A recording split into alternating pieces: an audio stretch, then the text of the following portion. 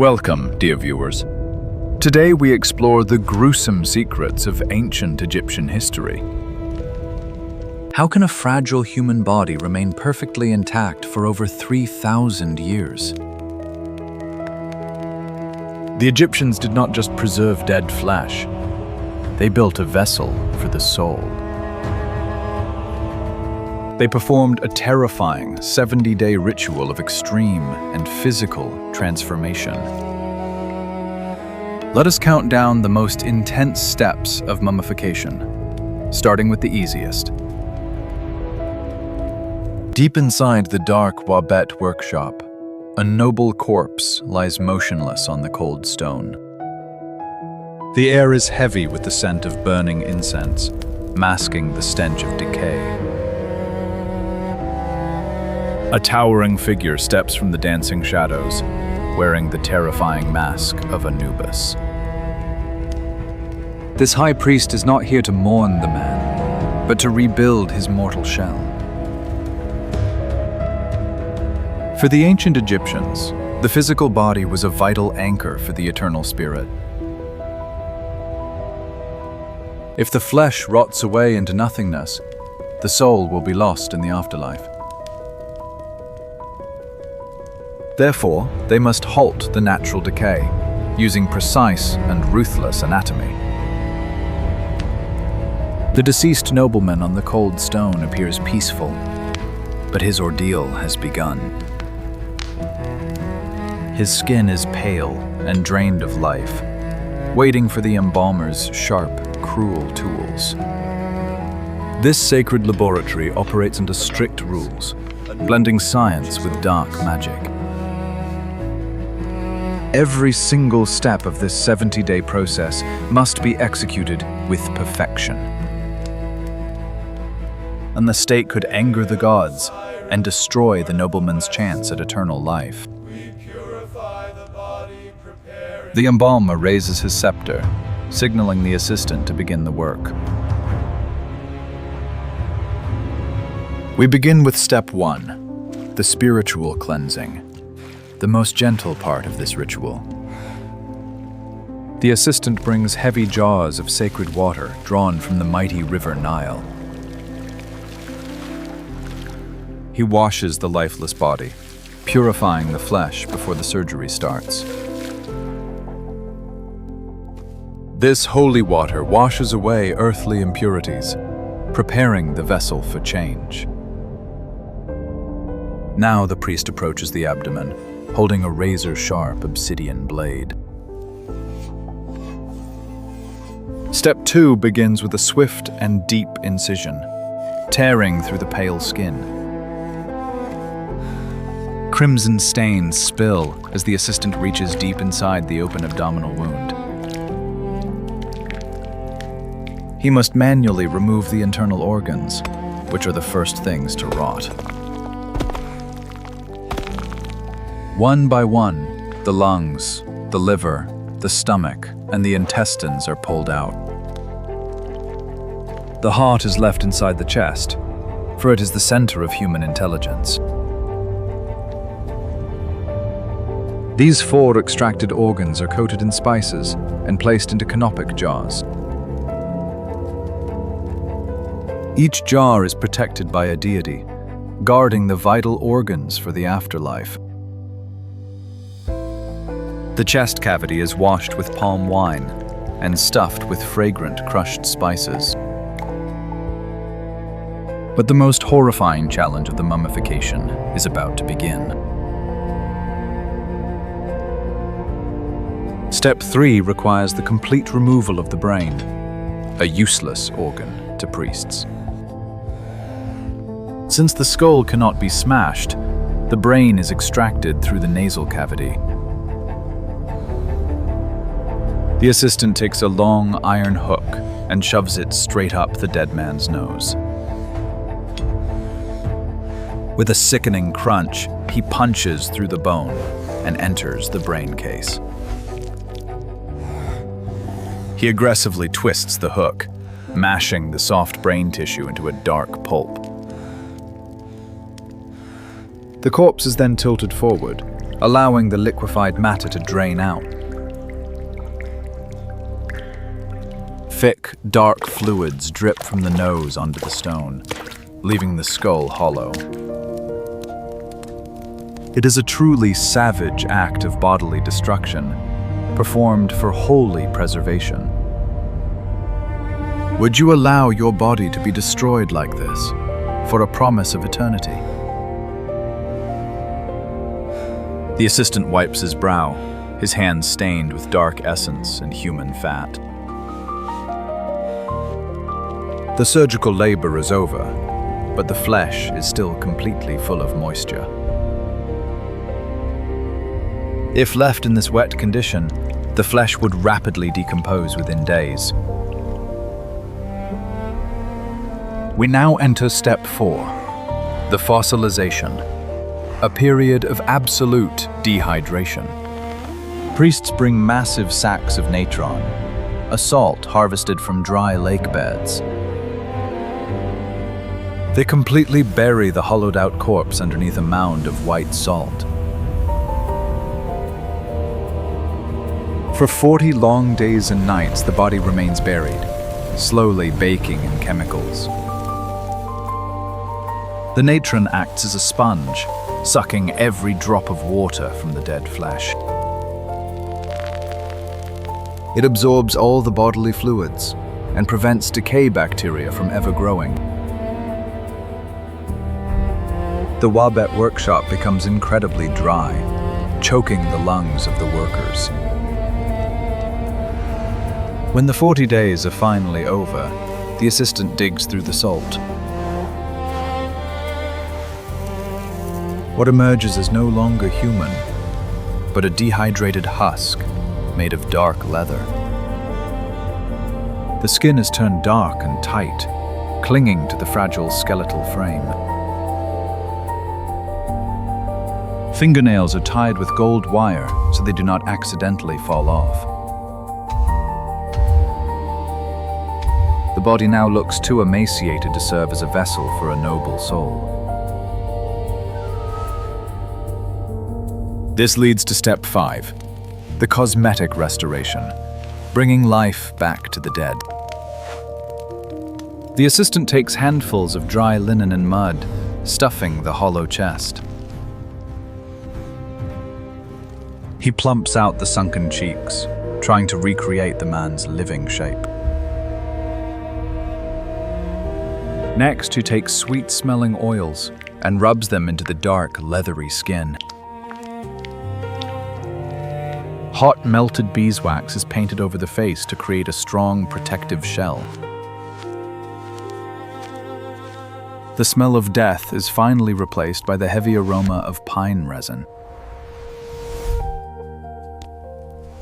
The priest watches silently as the corpse regains a sense of human dignity. The transformation is not complete until the body is bound in its cocoon. Step 6 is the meticulous wrapping process, transforming him into a mummy. The assistant uses hundreds of meters of linen strips, starting with the head. Every finger and toe is wrapped individually with precision and religious care. Between the layers of cloth, the priest inserts magical amulets to ward off evil. A golden scarab beetle is placed over the heart to prevent it from speaking. Hot liquid resin is poured over the bandages, acting as glue that hardens. This sticky resin turns the linen wrappings into an impenetrable armor shell. The assistant works tirelessly, crossing the bandages in a complex pattern. With each layer, the nobleman's identity is erased and replaced by the divine. A painted mask is placed over the face, giving the cocoon an eternal stare. After 70 exhausting days, the grueling physical labor in the Wabet is done. The surgical work, the dehydration, and the tight bindings created a masterpiece. The lifeless corpse has been transformed into a perfect vessel of eternal time. But a preserved body is useless if the trapped soul cannot breathe or speak. The final step relies not on surgery, but on the absolute power of ancient magic. The high priest steps into a shaft of light, preparing to conquer death now. The body is perfectly prepared, but the soul remains trapped in the underworld. Without the final ritual, the nobleman will be blind and mute for all eternity. We now reach step 7, the most crucial and mystical part of mummification. It is the opening of the mouth, a sacred ritual to awaken the sleeping senses. The priest wearing the Anubis mask stands tall, holding a special bronze blade. He gently touches the lips of the mummy, chanting powerful magic words. This symbolic strike shatters the barrier between the living and the dead. Next, he touches the painted eyes of the mask, restoring the power to see. He taps the ears so the spirit can hear the beautiful songs of the gods. Finally, he touches the nose, allowing the dead man to breathe the sweet air. Suddenly, the darkness of the workshop is broken by a divine shaft of light. The terrifying ordeal is fully complete, and the transformation is absolute. What was once a rotting corpse is now a powerful, immortal vessel of magic. The ancient Egyptians never feared the abyss. They actively conquered its decay. They believed true immortality required sacrifice and relentless discipline. Every drop of essence spilled was a vital step toward achieving eternal peace. The gruesome anatomy we find shocking was an act of love and religious duty. They meticulously mapped the body, simply to understand how to preserve it. The heavy canopic jars guard the vital organs, waiting for the day of judgment. The golden amulets hidden within the wrappings offer powerful magical shields. The Book of the Dead is placed near the mummy to guide the soul through hell. It contains spells to defeat terrible monsters and bypass deadly traps. The ultimate test awaits the nobleman in the Great Hall of Truth before Osiris. His heart will be weighed against the feather of truth to judge his morality. If his heart is heavy with sin, a terrifying demon will devour it forever. But if his heart is light and pure, he will be welcomed into the field of reeds. This is why the embalmers worked so tirelessly to protect the physical heart. Without a perfectly preserved heart, the journey to paradise is impossible. The 70 days of preparation and dehydration guaranteed his safe passage. Now the heavy stone doors of the tomb are shut, sealing him in total darkness. The high priest offers one final prayer, asking the gods to protect the king. Outside the workshop, the mighty river Nile flows under the burning desert sun. The brutal reality of the mummification remains a heavily guarded secret.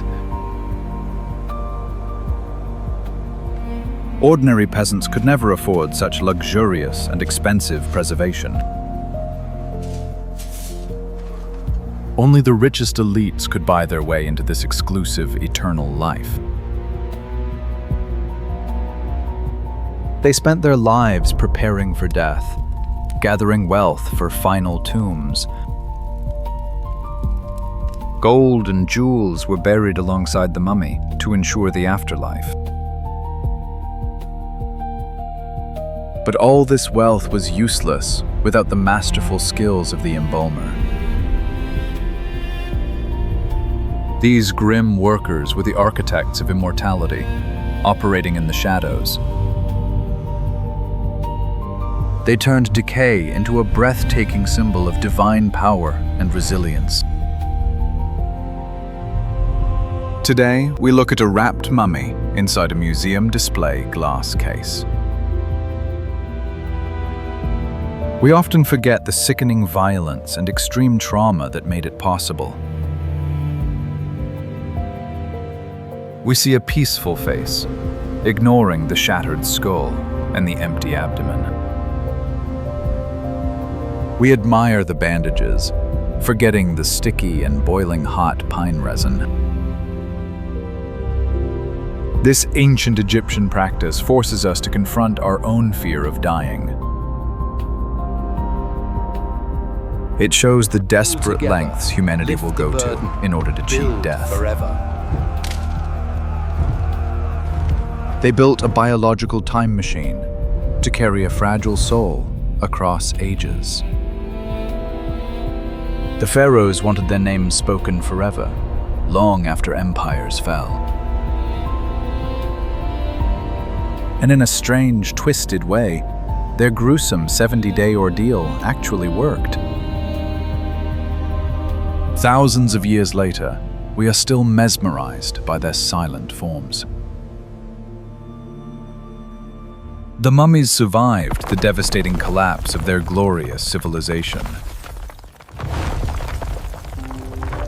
They outlasted the burning sands and the relentless march of human history. The dark magic of the workshop delivered them into the light of our world.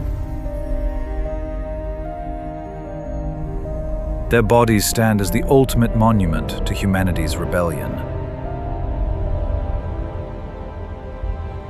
It is a legacy written in dry salt, sharp iron hooks, and strips of cloth. Next time you see a mummy, remember the labor of the priest wearing the mask. Remember the sickening crunch of the metal hook breaking through the skull. Remember the long weeks buried underneath a mountain of dehydrating salt? The price of eternal life is paid in blood, bones, and physical destruction. To achieve immortality, you must allow your earthly body to be torn apart. The ancient Egyptians embraced this horror, transforming the end of life. They looked into the face of death and answered it with a masterpiece. The immortal vessel is finally ready to travel through the eternal cosmos. The nobleman's spirit awakens, taking his first breath in the afterlife. The physical body has been conquered, but the human soul will live forever. We have uncovered the most horrifying secrets behind Egyptian mummification. The ancient world was a place of brutality, but also of profound beauty. Was this an act of true devotion, or a terrifying obsession with eternal life? Share your thoughts. Would you endure such absolute horror for immortality?